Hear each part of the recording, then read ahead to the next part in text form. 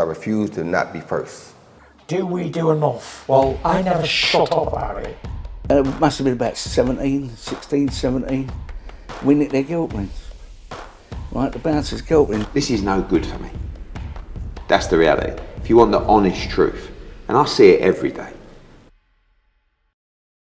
So I've shrunk a little bit. Oh, right, that's but I am. How tall are you? 5'5". You can't be 5'5". I reckon you're about 5'6", 5'7". I'm not. I'm 5'5". I wish it was Do you reckon? 5'7".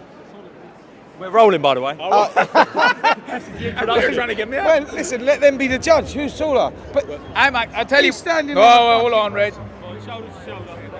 You're on the fucking thing too. Hold on. Right. Go on. I'm actually 5'4.5". No, I'm 5'4 3/4, and I am. That's official. Have a look in the book. Is he 5'4.5"? You're one of them ones. Yeah, I'm shrinking. People shrink when they get older, don't they? Go on, crack on. Cole, did you see that clip of Joe Joyce's mum? She wasn't happy with Spencer. Did you see it? No. What happened there?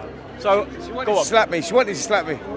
Just for not mentioning Joe in the name of Deontay Wilder, Anthony Joshua, Tyson Fury, Alexander Usyk. Maybe just a mistake.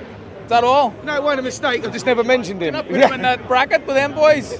But anyway, yeah, she was good. She was all right, wasn't she? She was all right. It was all in You didn't jest. think she was good, but I did think she might slap you, but yeah, it's a shame. It would have got more views. So it's a shame she never wouldn't be the first one. she looks like she's got a lot of love for you as well. There was love there. You could see it. But you know, I'll explain the story to you now. So on Talk Sport, Simon Jordan and Spencer were doing a piece. Obviously, Simon put Mic out. check 1 2 3. Mic check 1 2 3. Testing 1 2 3. Cheers, Thomas Schreiber. Well, good afternoon, ladies and Simon gentlemen. put out Testing 1 that 2 Saudi 3. Arabia potentially looking at a multi-fight deal with Wilder v Joshua and Fury v Usyk in December. Obviously, Joe Joyce, that freezes him out with a WBO mandatory. That's why his mum wasn't best pleased. What do you think about that multi-fight deal? I think you gotta feel sorry for guys like Joe Joyce if that fight, if that kind of tournament does happen, and it freezes Joe out for a while. I think Joe is probably. We know who the top two heavyweights in the division are: Fury and Usyk. I think Joe's the only guy that can beat Fury and Usyk, and I think he has a chance of beating both guys. So, whether he does or not, that's a different story. But I think Joe's a guy you don't want to fight unless you have to. So if he can be frozen out and they can have this tournament, all the rest of the guys are probably happy with it. But in my opinion, Joe is the only fighter at the minute that has a chance of beating both. Obviously, it seems like the top end of the division, due to financials and politics, really, it's difficult to get these mega fights over the line. So, if anyone's going to do it, it's going to be Saudi Arabia, isn't it? Yeah, the money out, obviously.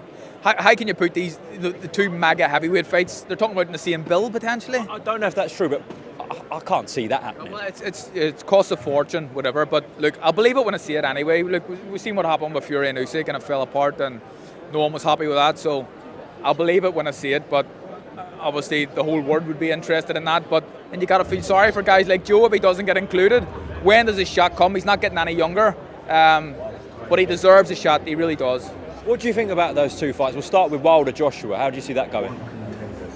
Joshua at the minute still looks a bit hesitant to me, and Wilder is someone who doesn't have doesn't have the best skill set in the world. He's got a decent jab, but his right hand just can kill people. I was there when he fought Luis Ortiz, and he lost like every second of the fight, and he hits him a shot on the forehead, where normally you hit someone on the forehead, you break your hand, but it knocked Luis Ortiz out. So he's dangerous. I think Joshua, although there was benefit or positives in his last fight, I don't think it deserved the criticism that he got. I think he's still a bit hesitant for someone like Wilder, and it'll be a very dangerous fight for him. Do you think that ends in knockout? Probably, but Joshua could knock Wilder out as well. Joshua could knock them all out because he's such a big puncher. But I'd like to see him be a little bit back to the old Joshua, a bit more gung-ho, a bit braver, punching combinations a bit more, letting the shots go, and he could beat them all if we see that again. But I don't think we've seen it in the last few fights. But what I did see in the last fight was his engine looked better, which is a positive that you can take.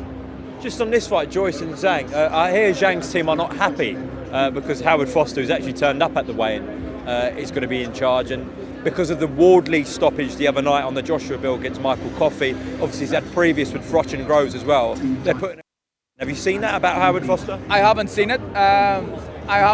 But obviously, yeah, Frotch Groves is the one where Howard Foster jumped in too early. I didn't see the Wardley fight, but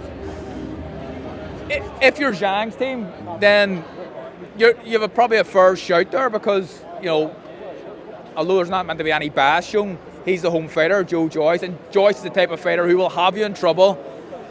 Zhang may be in trouble in the fight, and you don't want a referee who's going to jump in straight away. So I think they probably have a fair point.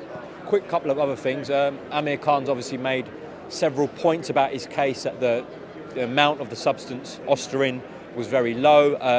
UCAD put out a statement saying that it wasn't intentional from their point of view. Still received a 2-year ban because he went through the process. Yeah. So what were your thoughts on Amir Khan's situation? Well, I was disappointed in that the fact that he failed the test, and Amir is from obviously he was a much better amateur than me, but when I was in the Irish high performance team, it was drilled into us what we could take. We were tested all the time. Everything had to have a Sport Informed logo on it. So we know what we can take.